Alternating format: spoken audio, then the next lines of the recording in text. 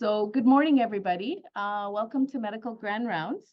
Before we begin, I would like to respectfully acknowledge that we are located on Treaty 6 territory, a traditional gathering place for diverse Indigenous peoples, including the Cree, Blackfoot, Métis, Nakota Sioux, Iroquois, Dene, Ojibwe, Saulteaux, Anishinaabe, Inuit, and many others whose histories, languages, and cultures continue to enrich our vibrant community. So I'm delighted to introduce one of our own today. Dr. Adrian Wag, who most of you will know, is a specialist in geriatric and general medicine with expertise in health services research. He's currently professor in our department and professor of continence science at the University of Gothenburg in Sweden. He's deputy head of the Department of Medicine and has significant frontline experience in healthcare administration and systems development, a strong knowledge of operational issues, and an in-depth perspective of healthcare of older Albertans. He holds a AHS chair in healthy aging. So over to, yes, we need to update that. Over to Dr. Wag. Thank you. Thanks very much. So good morning, everyone. Thank you for coming in to listen and populate the room live for old folks. I'm going to talk to you about anticholinergic medicines and exposure in old adults, focused a little bit on my own area of specialty in the world of continence. But what I hope that it'll draw out a bit is how critically we review evidence, how we might reinforce our cognitive biases, and we'll see. These are my financial conflicts of interest. So antimuscarinic medications are extremely common, aren't they? They're used to treat a lot of illnesses in later life, but not only in later life. And certainly in older adults, 30 to 50% of drugs prescribed for them have anticholinergic effects in some form. Intriguingly, when an observational study of older adults with and without a dementia diagnosis were compared, up to 10% of them had new anticholinergic agents prescribed to them in clinic, most often for concomitant diseases and comorbidities. But the older adults with dementia, when compared to those without, were more likely to take cholinergic agents than those who were cognitively intact. So what's the big deal? Well, a high level of anticholinergic burden has been associated variably with decreased physical function, cognitive decline, falls, hospital admission, and increased all-cause mortality. And that's been shown for many years in many different papers, as you can see, dating back from the last decade. So what, you might say? Well, both aging, as you know, and dementia themselves are associated with a central cholinergic deficiency. You may well be aware with the cholinergic theory of aging, where we see a constant depletion of cholinergic receptors in the central nervous system. And that explains why the first attempt at delaying dementia progression was using cholinesterase inhibitors. A blockade of central muscarinic receptor subtypes increases amyloidogenic processing. Of course, we all know now the amyloid theory of dementia, which has led to anti-amyloid vaccines being hopefully dementia disease modifying, or albeit at questionable benefit and great cost. No personal bias there. And promotes tau phosphorylation centrally. So there are theoretical reasons why blockade of muscarinic receptors might cause problems centrally. Now, the first interesting is a recent study from Shelley Gray, and Shelley Gray was one of the early proponents of anticholinergics. Bad, they all lead to dementia, and you can associate that with increased exposure. She's just produced a similar associative epidemiological study, which shows that the use and degree of exposure to anticholinergic medications is not at all associated with Alzheimer's disease-related neuropathological changes. Interesting. But of course, there's a problem there because, as we know, there are cognitively intact individuals with a huge histopathological load of Alzheimer-type changes, and those with very few changes that are very cognitively impaired. So a huge Venn diagram of Alzheimer pathology and cognitive function. Hence, brain atrophy is really rather meaningless. But is it normal for age or is it disease?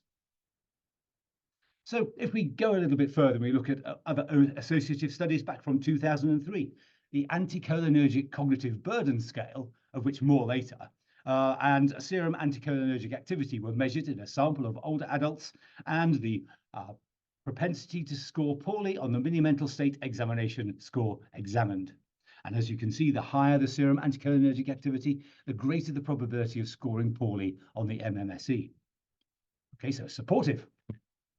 Does bad things. If you look a bit about commonly prescribed drugs and serum anticholinergic activity, this is ranked according to frequency of prescription in older adults back in 1992.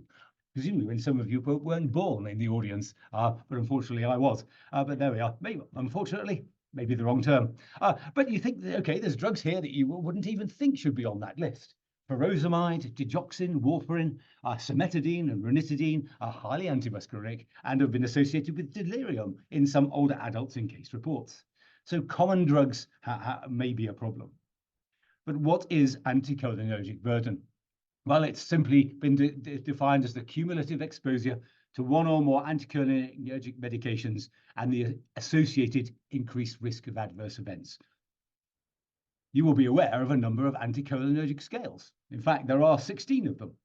And here, the most common one which has been utilized in associative epidemiological studies is the anticholinergic cognitive burden scale, of which more in a while. But there are many of them which categorize anticholinergic medications as well as medications with anticholinergic side effects into groups based upon their level of presumed anticholinergic activity. And this is all of them. They've been never true, none of them has been validated against serum anticholinergic activity. They're derived in very different methods. They've been validated in different populations. Some of them from expert opinion, from literature review, from medications which give what they might classify as an anticholinergic side effect. They're included. Some of them of assessment of anticholinergic activity, but all combined into one.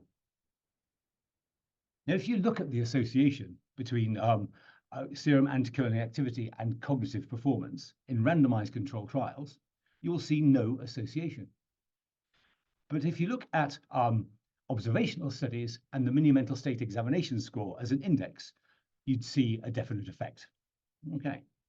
Those scores and scales, because they're put together so variably, have variable performance. There are medications which are either included or excluded in various scales. They often exclude over-the-counter medications with anticholinergic properties. And if you look at the commonest scales and look at the percentage of common medications covered by the scale or the percentage of high potency anticholinergic medications covered, you will see an awful variability. The anticholinergic cognitive burden scale, which is the second from the left here, you can see the number covered and the number of high potency medications covered, very different from other scales. They seemingly randomly include high potency medications or exclude them. The most recent ACB scale dates from 2012. Now moving to my particular area. We do a look after a lot of older adults with urinary urgency and urgency incontinence. And the first-line pharmacological therapy for those for that condition is still anticholinergic drugs. We have a second-line beta-3 agonist drug without anticholinergic properties, but if we look at anticholinergic medications for OAB, we can see the variable inclusion or exclusion in the scales. The majority are automatically a 3. So the anticholinergic cognitive burden scale, that most common scale used, rates everything as a 3, apart from trospium, which allegedly won't get into the blood-brain barrier because it's a quaternary amine, taking your blood-brain barrier is intact. Fesoterodine, which is a substrate for PGP and kicked out of the CNS, but solifenacin also isn't on there, and that gets into the CNS and is active. So difficult to know why the ratings are there or not. And this is the anticholinergic cognitive burden scale itself, available on the website Aging Brain Care, and you can use a calculator on the website to calculate an individual's anticholinergic cognitive burden based upon their drug therapy. As you know, we used to classify polypharmacy as taking more than 3 medications, because then after that, your risk of drug-drug interactions and adverse drug-related events increased. When did you last see someone on 3 medications? As few as 3 medications. Many older adults, particularly residents of long-term care, will be on 19 or 20. So historically, the first study which examined the association between anticholinergic properties, cognitive decline, and a risk of incident dementia diagnosis was the three-city study from Europe, which was a study of about 7,000 participants, where 7.5% of them were taking anticholinergic drugs at baseline. 6.9% only were taking two drugs with anticholinergic properties, and 1.5% three. And 1.6% of participants were taking bladder drugs. And I only say that because actually overactive bladder, urgency incontinence, nobody really cares. It's underdiagnosed, undertreated, underbothered about. And largely that might be the problem of people themselves. Two-thirds of older women in Canada still think it's quite normal to wet yourself because you're an older woman, which is really bad. If you ask your neighbour if they wet themselves, there's a 1 in 4 chance that they'll say yes. And what do? You just get on with it, don't you? You look at the adverts where you put on a pad and you can learn to play beach volleyball overnight or play the piano, and it's great. Leaking into your pants isn't incontinence, according to a lot of older adults, including my mother. I'm not incontinent, she said, but you wear a pad, I said. That doesn't mean I wet myself. I wet the pad. Interesting concept. Not quite the one that I understand, but there you are. So, not surprisingly, not many of these people were taking bladder drugs. But women are reporting use of anticholinergic drugs at baseline over 4 years showed greater declines in verbal fluency and global cognitive functioning. In men, there was a notable decline in visual memory and executive function. And for those who use those drugs continuously, there was a 1.4 to 2-fold risk than those who had discontinued their drugs.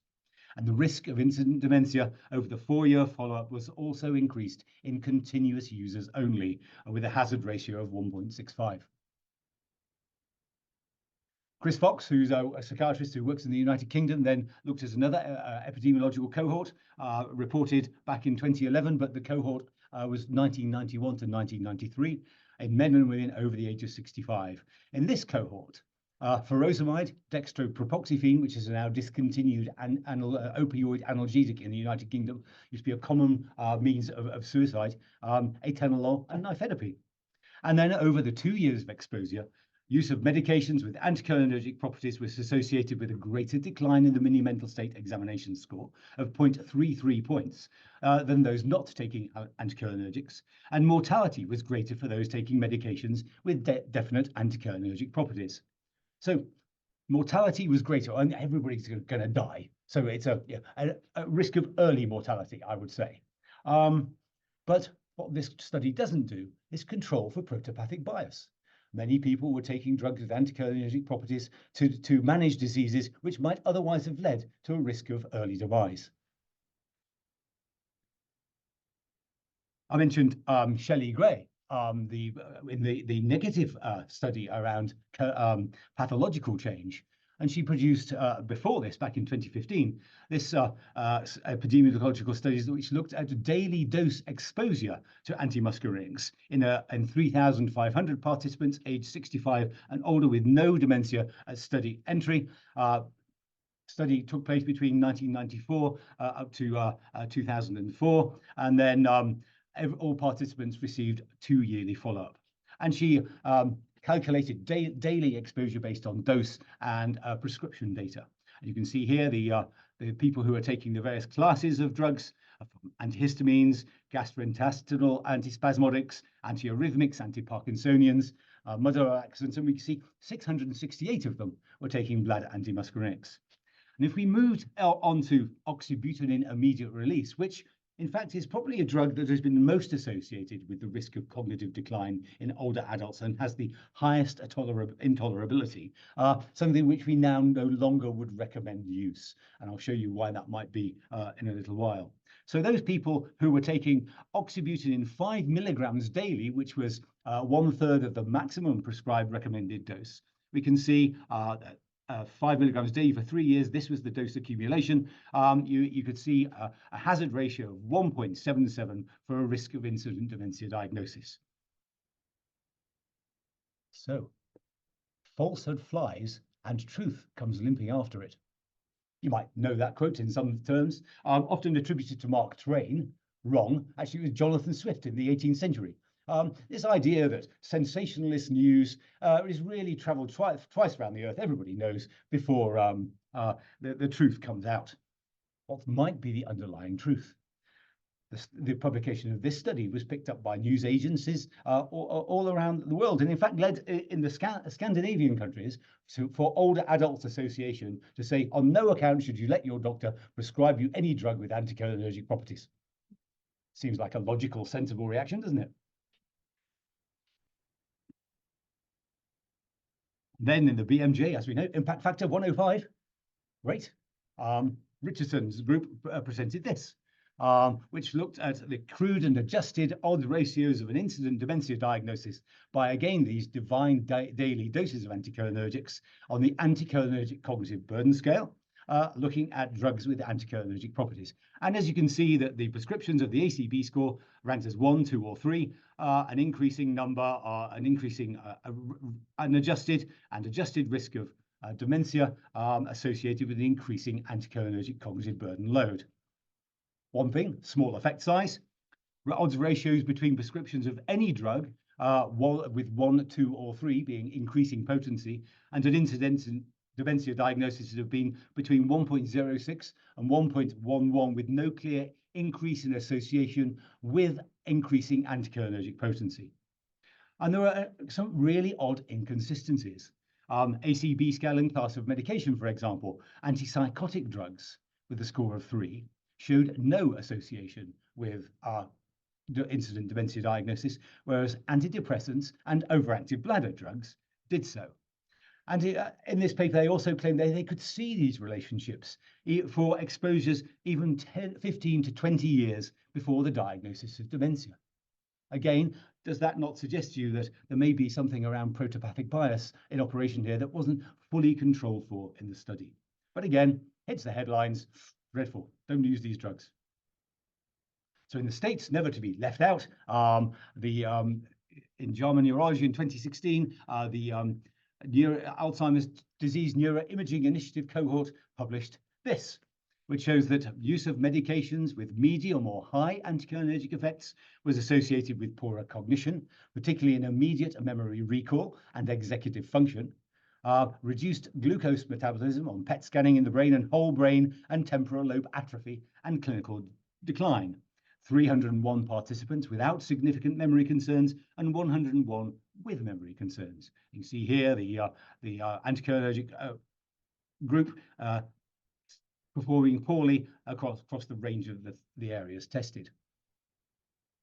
So more recently, you may have heard of the UK Biobank, where we have 163,000 people aged 40 to 71 at baseline, of 17,000 of whom had MRI data, showing that anticholinergic cognitive burden scale was not associated with any measure of brain macrostructure or microstructure changes.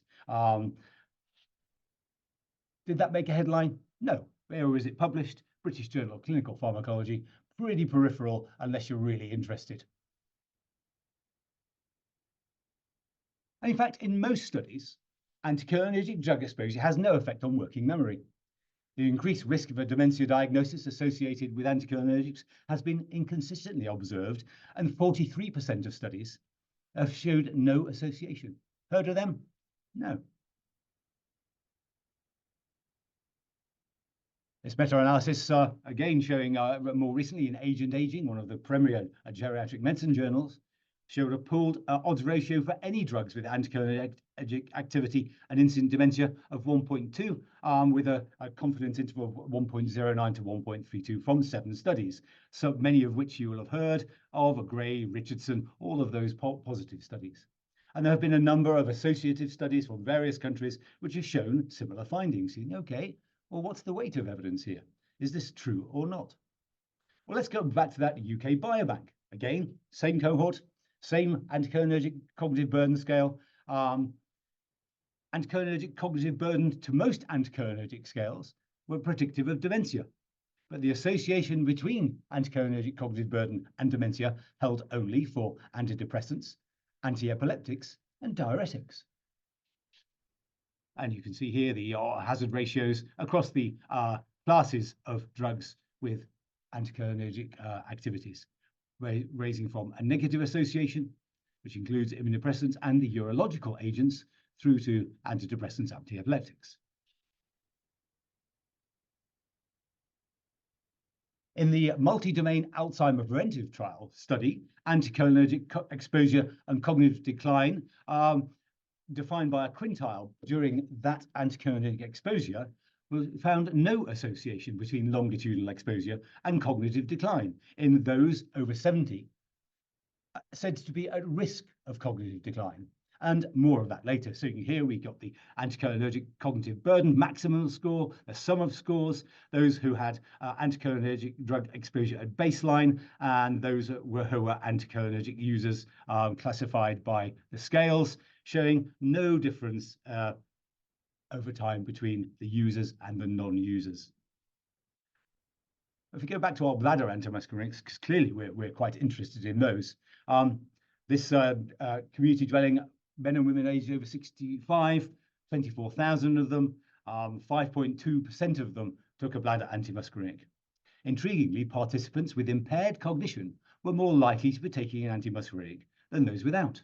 And you might ask why that might be. Well, clearly, if they've got overactive bladder, they're more likely to be taking antimuscarinic, and there is something about urinary urgency as a perhaps herald of a future cognitive decline. In that urinary urgency, the inability to suppress the sudden desire to void may well be associated with white matter hyperintensities and brain microvascular disease.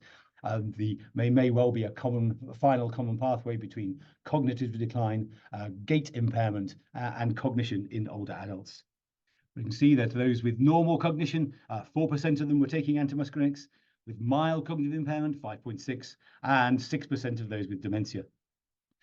Of those with dementia, 16%, of course, were taking other medications with anticholinergic properties. Unsurprising, perhaps, because older adults with dementia clearly often have a number of concomitant comorbidities and require treatment. So in this study of Medicare beneficiaries, 3.4 million with dementia, 1 million of them had overactive bladder, so urgency, frequency, urgency, incontinence. 27% of them were reported as being prevalent antimuscarinic users. Incident antimuscarinic users were identified as being either users of non-selective antimuscarinics, so solifenacin, oxybutynin, or selective antimuscarinics, darafenacin would be an example. And the most frequently reported antimuscarinics were oxybutynin, still used by over half, and solifenacin in a fifth. Given that this comes from the States, there are huge problems with access to medications. Immediate release oxybutynin is still often the only supported medication by many insurance agencies. And of course, if you have no insurance, then oxybutynin is cheaper. So you need to view these results in that light. In Alberta, just for those that don't know, here now we have to use either solifenacin or tolterodine, both now generic, before moving on to one of the branded either antimuscarinics, fesoterodine, or the beta-3 agonist mirabegon, and we have to fill in a form. The cost of filling in the form probably outweighs the cost of the drug and the administration of the process. In fact, now only in Manitoba, bizarrely with a bit of foresight, there's a free-for-all. Quebec and Ontario have the same step therapy. BC, being parsimonious, still really now only allows generic solifenacin or oxybutynin full stop, supported by its drug programs. So antimuscarinics aren't all the same. And if you look at the penetration to the CNS, you can see that it's a homemade graph, and I don't think it's as good as I thought it would be.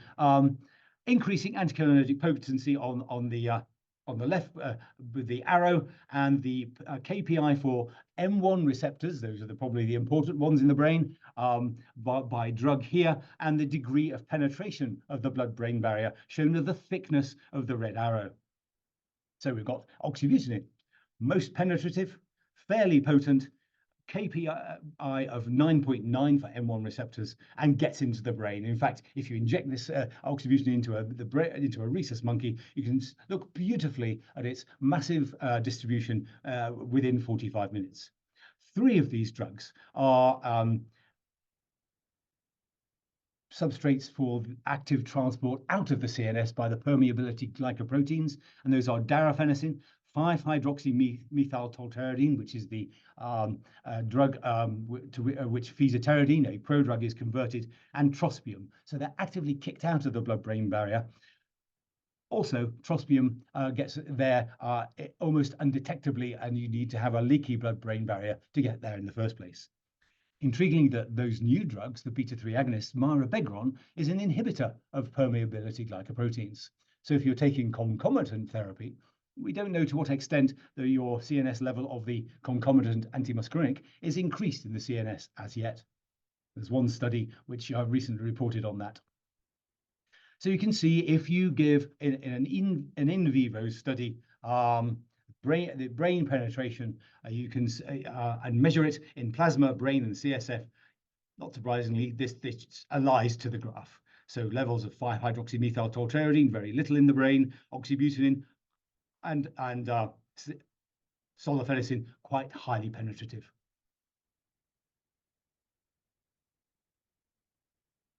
We go back to a more recent study done by Blaine Welk, who's a urologist over in Ontario. He looked at the risk of dementia with those people who took mirabegron, the beta-3 agonist, and anticholinergics per se, and showed that relative to anticholinergic users, beta-3 agonist users had a decreased risk over 2 years of receiving an incident dementia diagnosis.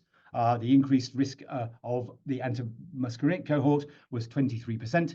But he also showed that it was more common in men and more common in younger men.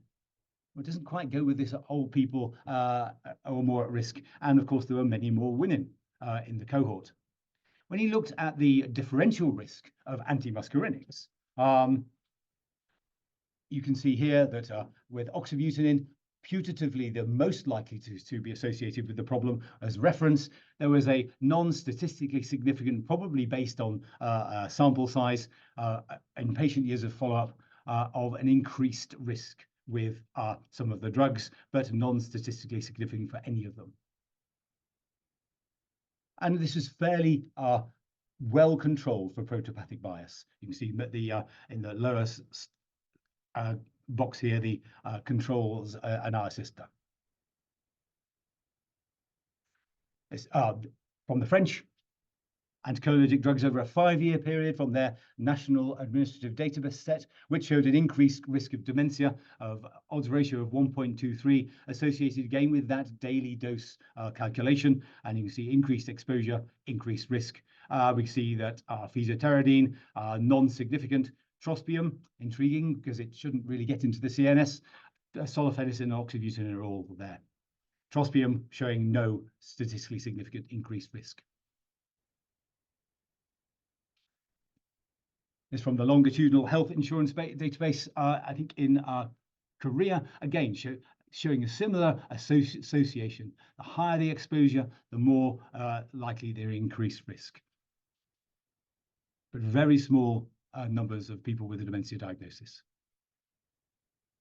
Again, for antimuscarinic drugs for the bladder, a meta-analysis of the effect on mini mental state examination scores with oxybutynin -2.9, darafenacin -2.7, and tolterodine -1.6. But trospium, imidafenacin, which is an antimuscarinic drug only available in Japan, fesoterodine and solifenacin unassociated with any observable decrease in mini mental state examination scores. So we've got this plethora of long-term epidemiological associative data, which says incident dementia diagnosis risk increase with increasing exposure to these drugs. So there is something rather odd here, because we've done lots of very careful cognitive battery tests in the short term. And these drugs have been tested in the short term, either in steady state dosing or after a single dose in cognitively intact older adults, and show no association with cognitive impairment for darafenacin, solifenacin, the oxybutynin transdermal gel, which was on the market in Canada, but unfortunately was taken off because no province took it up on the public formulary. Real shame, because you avoided many of the typical anti-muscarinic side effects by using the transdermal application. But for tolterodine, for trospium chloride, and fesoterodine, all very well controlled cognitive battery of testing done. We tested older adults with mild cognitive impairment, those who might be at increased risk, without overactive bladder, showing that solifenacin had no detectable effect compared to oxybutynin.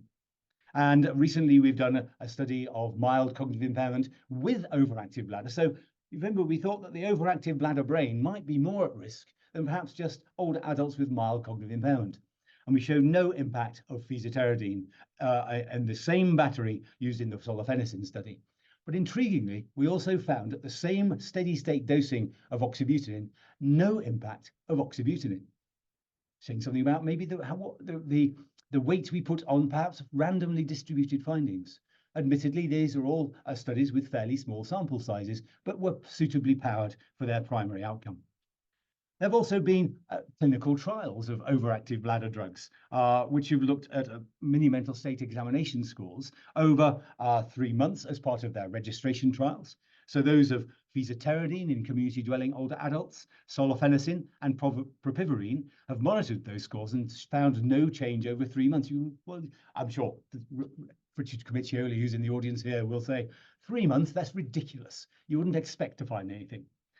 And there have also been some trials over a year showing no decrease in mini mental state examination score observable from a larger German cohort. There is a trial of mirabegeron in community dwelling older adults, again a typical registration study of 12 weeks, which used the Montreal Cognitive Assessment Scale, that found no change in MoCA over that time, and solifenacin over a year, which found no change in MoCA. We used the MoCA in our fesoterodine trial, and we couldn't find any change either, unsurprisingly. A chap called Kozilov over in Vladivostok, I believe, he does some brilliantly adventurous studies that I would really hesitate to put through ethics, where he gave women supramaximal doses of solifenacin and trospium, and did a fairly wide-ranging study of cognitive testing, and found no effect of either trospium or solifenacin in this group of older women.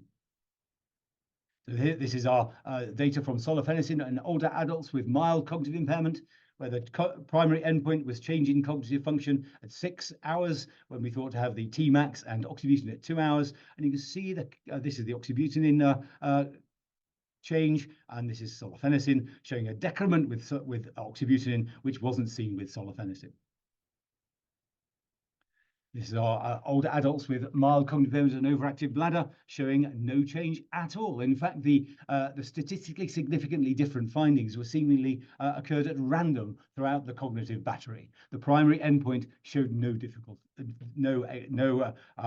difference. This has been submitted to European Urology Focus, which is a case in point, actually. So we did this study to replicate the one in solifenacin. We thought that would be a real strength. For once, we've got not just one study, but one to which you can compare it. And the reviewer for European Urology, which is the sister journal, Impact Factor 28, said, well, this isn't a very good study. It's been done before. That's a weakness. And we said, hang on a minute, that's a strength. We'll send it to our sister journal, Impact Factor 5. But there you go. If you look at the mini mental state examination scores trial, this is one of community dwelling older adults with overactive bladder, randomized to placebo or fesoterodine in a variable dose of either 4 or 8 milligrams, depending on their subjective perception of disease severity and risk and likelihood of developing adverse events. The baseline mini mental state examination scores were similar, and there was a non-statistically significant change over the 12 weeks of the study. There were, in this double-blind phase of the study, 3 patients discontinued treatment to cognitive function impairment, and only one was felt to be related to treatment. In fact, we subsequently went on and did a pooled analysis of central nervous system adverse events on both the psychiatric MEDRA and the usual adverse event MEDRA, and showed that it's about 1 in 300 people who seems to develop an adverse CNS event, and that is unrelated to either age, number of concomitant medications at baseline, or number of concomitant comorbidities. So about 0.03. So 1 in 300 gets an adverse event. So this is the study of Kozolov, large number of scales, individuals administered at double the dose of high dose of solifenacin each day, and trospium at 60 milligrams per day. This was before the extended release preparation was available there, and no change whatsoever in this group of women. This is our number of CNS side effects. People with cognitive impairment are always thought to be at greater risk in many of our society guidelines, saying do not give these drugs to older adults at risk of cognitive impairment. And we assume that older adults might be at greater risk of cognitive impairment, and those people with dementia might be at risk of cognitive impairment. But actually, the data seem to suggest that you can throw anticholinergic drugs at people with dementia unless you precipitate delirium, which is possible in high dose. Drugs at therapeutic doses do not appear to cause increased cognitive decline. But ApoE4 carriers may be particularly vulnerable.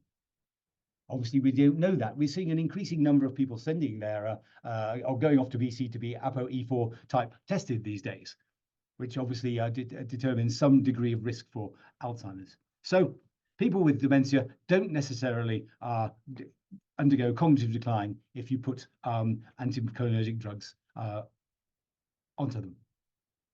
And again, the risk of significantly cognitive decline in this population here with overactive bladder, with baseline cognitive dysfunction, did not get worse. This was the American Alzheimer's Disease Society database of adults with dementia, where they looked at the association with further cognitive decline and anticholinergic exposure. There was no association. So as you said, falsehood flies, and the truth comes limping out after it. You've heard the news. It reached the news. So what did the American urogynecologists do? 222 urogyne providers in the United States were surveyed about their prescribing patterns. And as you can see, the literature had a huge impact on their prescribing. Mirabegron is now the go-to drug because it's perceived as being easy to use. It's in network meta-analyses as effective as antimuscarinics, but doesn't suit everybody.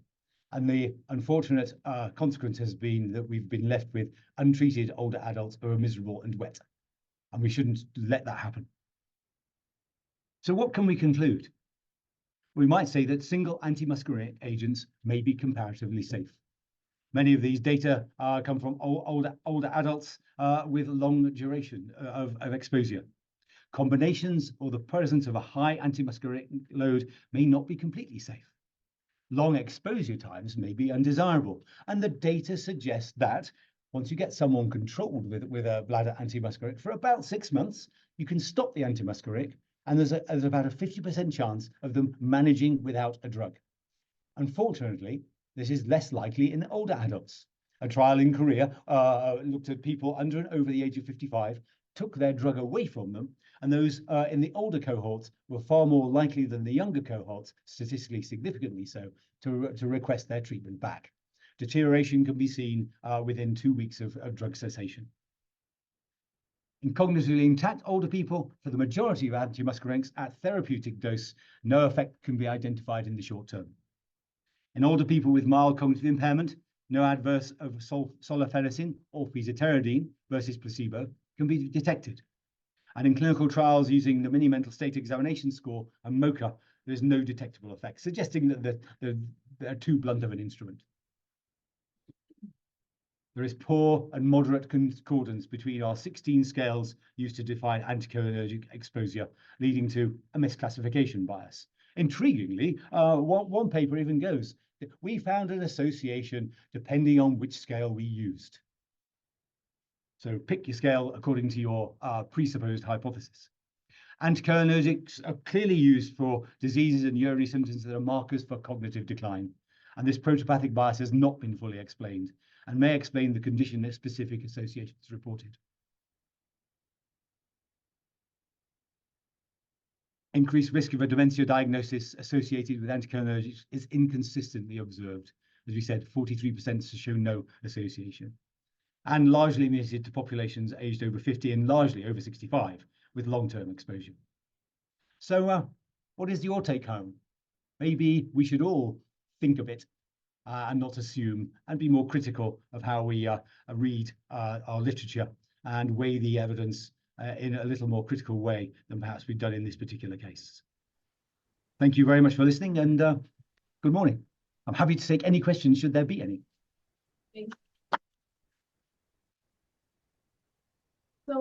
So many questions, but we'll just start with, okay, so this anticholinergic scale, 16 scales, you mentioned that they've never been correlated with plasma levels, or the drugs anyways have never been correlated with plasma levels and so on. So then where does this relative gradation come from? Is it animal studies? Is it observational, clinical studies? Is the first question. And then the second, I think, more significant question for those of us that are on the front line. So we very commonly, I would say probably 3/4 of my patients that have come in with delirium as a result of other things, whether it's infectious, metabolic derangements, whatever. And our pattern of practice is to hold their anticholinergics. So is that a fallacy, I guess, is the second question. Okay, so firstly, the scales have been validated in a variety of methods, from consensus opinion based upon literature, propensity to cause antimuscarinics, adverse events, and those with known anticholinergic properties. So a whole basket of different ways of creating the scales, and randomly will include or exclude drugs which are clearly antimuscarinic. Secondly, I think our practice in delirium would be the same as yours. We suspect that a high antimuscarinic load may prolong delirium, and we would stop them where possible, but wouldn't be a bar to starting them again. If you look at the literature for overactive bladder antimuscarinics and delirium, there are perhaps 4 case reports in the study. And in fact, there's a study in frail, older residents of long-term care, giving them oxybutynin extended release for up to a year. And there were no cases of delirium in that group, and there was no cognitive impairment in that group. Although the antimuscarinic exposed cohort did seem to decline functionally to a slightly greater degree, statistically significantly, than the unexposed group. I mean, you certainly made a strong case for an association rather than a causation theory. Absolutely, it's associative, but many of my urological colleagues will say anticholinergics cause dementia, unfortunately.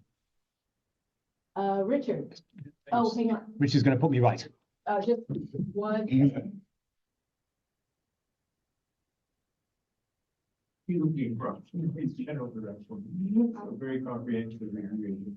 I tried so I would I would agree with the point that the instruments were blunt. So I think this, the concentration test, the tensional test might be more sensitive to cholinergic but you can actually pick up that big, get like a dramatic change with the global scale.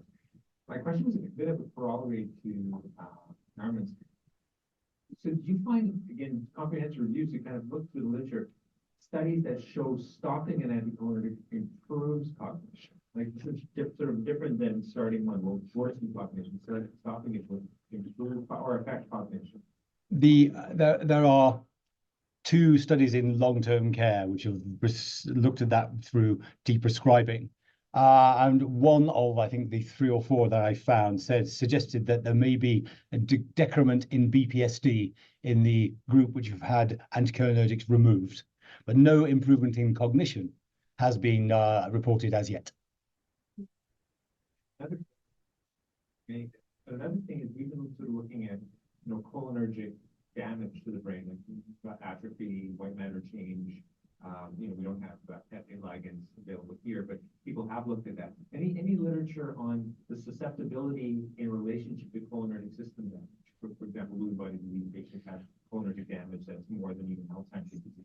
To the best of my knowledge, no study has differentiated that as yet, but we know that people with OAB and Parkinson's and some of the other neurodegenerative conditions will have higher degrees of white matter damage.